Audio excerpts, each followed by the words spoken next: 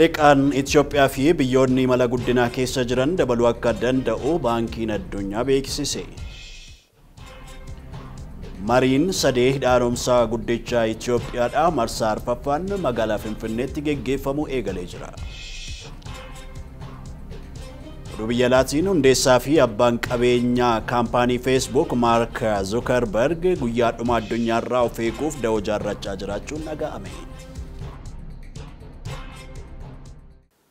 Nagaan keenya kabajaaf jaalalaa bakka jirtanitti isin haa qaqqabu daawwattoota keenya jaallatamoo Waliif TV irraa oduu yeroo kanaatiif fi qopheeffannee jiruun isin biraan ga'a. Daani'el Tasfaayitii haga xumuraatti waliin ta'a. Naannoleen Oromiyaa fi giddugaleessa Itoophiyaa dhimmoota nageenyaa irratti marii eegalanii jiru. Naannoleen Oromiyaa fi giddugaleessa Itoophiyaa dhimmoota nageenya naannawaa daangaa irratti magaalaa Buttaajiraatti mari'achaa jiru. Maricha irratti qondaaltonni bulchiinsaaf nageenyaa naannolee lameenii argamanii jiru. Kaayyoon marichaa dhimmoota nageenyaa irratti qindoominaan hojjechuun nageenya hawaasa naannawaa daangaa jiraatanii eegsisuu fi nageenya waaraa mirkaneessuuf akka ta'e eerameera. Marii kanaan finxaalessummaa waloon ittisuuf kallattii fuulduraa ni kaa'uun kan eegamu ta'uu ragaan biiroo koominikeeshinii Oromiyaa irraa argame ni mul'isa. Marichi qindeessummaa ministeera nageenyaan kan qophaa'edha. Liqaan Itoophiyaa fi biyyoota imala guddinaa keessa jiranii dabaluu akka danda'u baankiin addunyaa raagee jira. Itoophiyaan liqa ishee irra jiru kaffaluuf ga'umsa akka qabdus ministeerri maallaqaa ibsee jira. Girmaa Guddisaa gabaasa bal'aa qopheesseera. Liqaan Itoophiyaa fi biyyoonni imala guddinaa keessa jiran kaffalan akka dabaluu danda'u baankiin addunyaa raagee. Itoophiyaa dabalatee biyyoonni guddinaaf deemaa jiran liqaa isaanii irra jiru akka dabaluu danda'u baankiin addunyaa beeksisee jira. Gabaasa waggaa liqaa alaa International Debt Report baankiin addunyaa muddee 2016 ifa godheen biyyoonni imala guddinaa keessa jiranii fi Itoophiyaan kaffaltiin liqaa isaanii dabalaa akka deemu beeksisee jira. Biyyoonni addunyaa 122 kan ta'an liqaa haaraa 3,000 kan ta'uu fi dabalataanis gosoota liqaa 45,000 ol liqeeffatanii jiru jedha gabaasni baankii addunyaa kun. Bara faranjoota 2022 keessatti biyyoonni galii gad aanaa qabanii fi galii giddugaleessaa qaban liqaa isaanii irraa jiru salphisuuf doolaara Ameerikaa miiliyoona 443 kaffalanii jiru. Liqaan biyyoota kunneen dhibbeentaa 10 hanga 40tti guddachaa akka deemus baankiin addunyaa beeksisee jira. Gabaasa waggaa kanatti liqaan dabalataa doolaara biiliyoona 23 dabalata agarsiisee jiras jedhamee jira. Liqaa isaanii kaffaluuf jecha maallaqa daldala alaarraa argatan deebisanii kaffalaa jiraachuus addeesseeti jira. Waggoota 10 darban keessatti liqeeffattoonni addunyaa dhiibbaan kaffaltii liqaa haalaa wal fakkaatan dabalaa dhufee jira kan jedhu gabaasni baankii addunyaa. Itoophiyaan liqaa kuufama doolaara Ameerikaa biiliyoona 28 ga'uusaa ifoomseeti jira. Baankiin addunyaa Itoophiyaarraa liqaa dhibbeentaa 41 kan ta'u qaba. Baankiin misooma Afrikaa immoo dhibbeentaa 8, liqeessitoonni dhuunfaa dhibbeentaa 19 akkasumas Chaayinaan dhibbeentaa 20 kan ta'u Itoophiyaarraa liqaa qabaachuus addeessee jira. Liqaan Itoophiyaan bara faranjoota 2010 Itoophiyaarra ture doolaara Ameerikaa biiliyoona 7.2 kan ture yoo ta'u haala amma jiruun sadarkaa yaaddoo irra ga'uu gabaafamee jira. Dandeettii kaffaltii liqaa biyyoota irratti qorannoo kan gaggeessu dhaabbanni Finch jedhamu dhiheenya kana keessatti haala kaffaltii liqaa biyyoota irratti ifoomseeti jira. Bu'uuruma kanaan sadarkaan biyyoonni liqaa isaanii kaffalan CC irraa gara C'tti gadi bu'ee jira jechuun dhaabbanni Finch kan addeesse. Sababa kanaan biyyoonni liqaa isaanii kaffaluuf yaaddoo keessa galanii jiru jechuun beeksisee jira. Itoophiyaan waggaa 10 dura liqeeffattee turte haaluma waliigaltee kaffaltii liqaa idil addunyaatiin kaffaluuf rakkachuu ishee gabaafamee jira. Guyyaan kaffaltii yuuroo biiliyoona 1 kan Itoophiyaarra jiru wiixata muddee 1 bara 2016 keessatti kan xumuramu ture. Haa ta'u malee dhalli isaa doolaara miiliyoona 33 irra gahee jira jechuunis gabaafamee jira. Liqaa kana kaffaltee xumuruuf guyyaa 14 dabalataa kan laatameef yoo ta'u liqeessitoota waliin sadarkaa waliigaltee irra akka hin geenye baankiin addunyaa gabaasee jira. Dhimma kanarratti Itoophiyaan kaffaltii liqaa biyyoota alaa salphisuuf karaa hundaan hojjechaa jiraachuun ministeerri maallaqaa beeksiseeti jira. Ministeerri maallaqaa ibsa baaseen Itoophiyaan liqaa biyyoota hundaa ija walqixaan ilaalti. Kanaaf hunda kaffaluuf itti gaafatamummaa ishee akka bahattus liqeessitootaaf waadaa seentee jirti. Itoophiyaan boondii doolaara biiliyoona 1 gabaa addunyaa irratti gurgurteef wiixata darbee dhalaa kaffaluu qabdu otoo hin kaffalin kanaaf ta'e liqeessitoota hundaa haala walqixa ta'een keessummeessuuf malee rakkoo sharafa biyya alaa qabaattee miti jechuun ministeerri deetaa ministeera maallaqaa Dr. Iyyoob Takkaalliin ibsa kamisa muddee 4 bara 2016 keessatti baasaniin hubachiisanii jiru. Gurgurtaan boondii doolaara biiliyoona 1 gabaatti kan dhiyaate waggaa 9 dura ture. Itoophiyaan boondii kana gurguruun bittoota irraa doolaara biiliyoona 1 argattee turte. Liqaan kun kan deebi'u waggaa 10 keessattidha. Amma sanatti mootummaan waggaatti allama dhala harka 6.65 bittootaaf kaffalam. Itoophiyaan jalqaba torbee kana gaafa wiixata doolaara miiliyoona 33 kaffaluun irra jira ture. Otoo hin kaffaliin guyyoonni darbanii jiru. Boondiin liqaa kana ilaalchisuun bittoota waliin marii kan taasisan ministeer deetaa ministeericha Dr. Iyyoob dhala muddee kan dabarsitee kaffaltii kana tursuu murteessitee jechuun isaanii ibsa baasaniin eeraniiti jiru. Itoophiyaan dhala kana kaffaluuf qarshii gahaa akka qabdu maricha irratti kan dubbatan yoo ta'u tursuuf kan murteeffanne garuu liqeessitoota alaa hunda karaa qixa ta'een keessummeessuuf fedhii qabnu irratti jechuun ibsaniiti jiru. Riippoortaraa fi BBC wabeeffannee jirra. Namoonni miliyoona 1.500 ol ta'an dhibee busaatiin faalamuu ministeerri fayyaa beeksisee jira. Weerara busaa dabalaa dhufeen ji'oota 5 darban keessa qofa namoonni miliyoona 1.500 ol ta'an dhukkubichaan qabamuu ministeerri fayyaadhaa beeksise. Shakkamtoota miliyoona 4.500 qorataman keessaa miliyoona 1.500 dhukkubichaatiin qabamaniiru.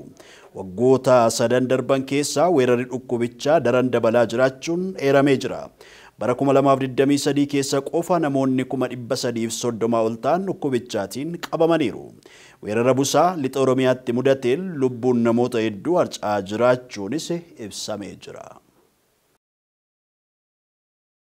Ji'oota 6 darban birriin tiriliyoona 1 ol gabaa dijitaalaan daddabarfamee jira. Ministeera kalaqaaf teekinooloojiitti hojii gaggeessaan misooma elektirooniksii Dr. Abiyoot Sinaamoo wabeeffachuun akka gabaafametti sirni faayinaansii dijitaalaa waggoota 5 darbanii fi hojiirra erga oolee asitti gabaa boba'aa fi tajaajiltoonni kan biroon karaa dijitaalaatiin akka raawwataman taasifamuun gabaa dijitaalaa guddisuu dubbataniiru. Ji'oota 6 darban keessa birrii tiriliyoona 1 ol karaa dijitaalaatiin daddabarfamuunis ibsamee jira. Baankiin intarneetaa dabalatee gabaan dijitaalaa dabalaa dhufu hordofuun sirna dijitaalaa kana qindeessuuf ministeerichi hojjechaa jiraachuun ibsameera. Labsiiwwan nageenyaa fayyadamtoota tiksuu fi baankii biyyaalessaatiin labsamuu ministeerichi eeree jira.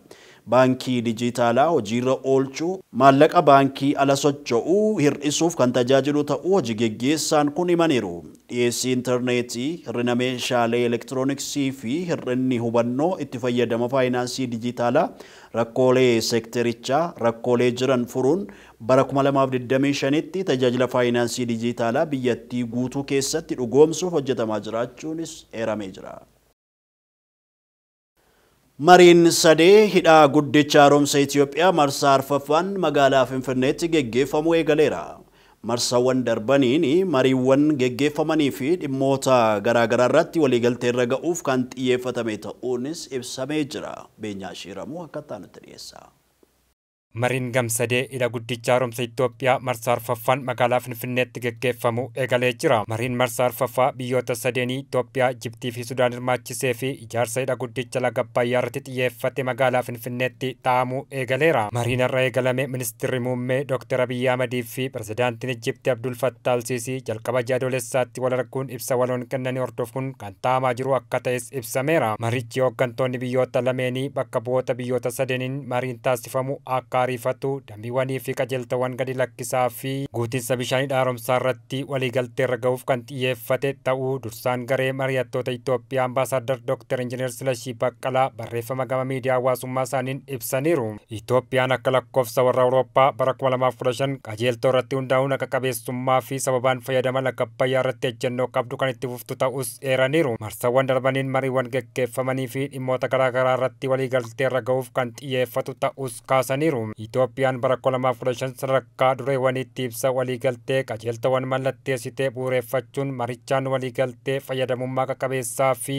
sababa bu'uureffachuun ga'uuf kan hojjetu ta'uu ambaasaadar Dr. Injiinar Silashii Baqqalaan ibsaniiru. Marsaawwan darbaniin mariiwwan geggeeffamanii fi dhimmoota garaagaraa irratti waliigaltee irra ga'uuf kan xiyyeeffatu ta'us kaasaniiru. Itoophiyaan waliigaltee qajeeltoo naannoo hidha haaromsaa mallattaa irratti hundaa'uun mariitti seentee akka jirtus ambaasaadarichi barreeffama isaaniin dabalanii ibsaniiru. Mariin marsaa sadaffaa biyyoota sadii dhimma haaromsaa irratti Kaayirootti gaggeessaa turan waliigaltee ijoo malee xumuramuun gabaasamuun isaas kan yaadatamudha. Ameerikaatti ambaasaaddarri Itoophiyaa fi dursaan garee Itoophiyaa kan ta'an ambaasaadar Dr. Injinar Silashii Baqqalaa yeroos mariin taasifame fooyya'insa muraasa kan irratti mul'ate ta'uu ibsaniiru. Adeemsi marii biyyoota Itoophiyaa, Sudaanii fi Masirii gidduu taasifamu kan itti fufu ta'uu fi mariin marsaa arfaffaa baatii muddee dhufu Finfinneetti akka gaggeeffamu ministeerri dhimma alaa Itoophiyaa ibsa baaseen beeksisee ture. Mariin gamsadeen kololeessa 23 fi 24 Masirii Kaayirootti gaggeeffame baatilee lamaan darban keessa qofa yeroo sadaffaaf kan gaggeeffame yoo ta'u, xiyyeeffannoon ijoo marii kanaa akkaataa guutiinsa bishaanii dhicha irratti dambiiwwanii fi qajeeltawwan jiran irratti ta'uu ministeerichi ibsa baaseen akeekee ture. Magaalaa Finfinneetti namoonni dargaggeessa tokko guruun birrii miliyoona 10 gaafatan to'annoo jala oolfamuu poolisiin magaalaa Finfinnee beeksisee jira. Kennaa Darajjee akkaataa nutti isinitti himti. Nama uguruun birrii miliyoona 10 kan gaafatan shakkamtoonni lama to'annaa jala oolanii dargaggeessa tokko uguruun birrii miliyoona 10 kan gaafatan shakkamtoonni lama to'annaa jala oolfamu poolisiin magaalaa Finfinnee beeksise. Uguraa fi uguramaan baatii tokkoof hiriyyaa walii akka turan eerameera. Qajeelcha poolisii kutaa magaalaa Lammii Kuraatti itti gaafatamaan qorannoo yakkaa fi balaa tiraafikaa koomaandara itti aanaa Zarihun Tafarraan akka ibsanitti shakkamtoonni lameen yakkicha raawwachuuf mana birrii 5,000 kireeffachuu fi abbaan dargaggeessa uguramee biyya alaa akka jiraatu hubachuun yakkicha raawwachuu ibsu ragaan poolisii magaalaa Finfinnee irraa argame ni mul'isa. Yakkoonni akkanaa raawwatamaa jiraachuu yaadachiisanii hawaasnis gochaalee akkanaa wayita argutti eeruu kennuu fi yakkamtoota saaxiluun gahee isaa akka bahatu akeekaniiru. Namoota dhuunfaa sababoota adda addaatiin itti dhiyaannu eenyummaa isaanii yeroo fudhannee mirkaneeffachuu qabna. Keessattuu namoonni dhuunfaa mana guutuu kireeffatan eenyummaa kireeffattootaa fi maaliif akka kireeffatan mirkaneeffachuu akka qaban hubachiisaniiru. Otoo kana hin godhiin rakkoo uumamuuf itti gaafatamummaa kan hin fudhanne ta'uu poolisiin Finfinnee beeksisee jira. Shakkamtoonni kunneen qindoomina poolisii magaalaa Finfinnee tajaajila nageenya odeeffannoo fi poolisii federaalaan hordoffii taasifameen to'annoo jala oolfamaniiru. Waliif TV irraa oduu simbiraan ga'aa turre hagammaatti kan daawwattaniidhaan waliin turtanii waan nu daawwattanii fi galanni keenya guddaadha. Qophiilee keenya afan kan biroo daawwachuudhaa fi fuula miidiyaalee hawaasaa keenya Facebook, YouTube, Telegram, TikTok kan biroo daawwachuu dandeessu. An Daani'eel Tasfaayeeti. Yeroo gaarii.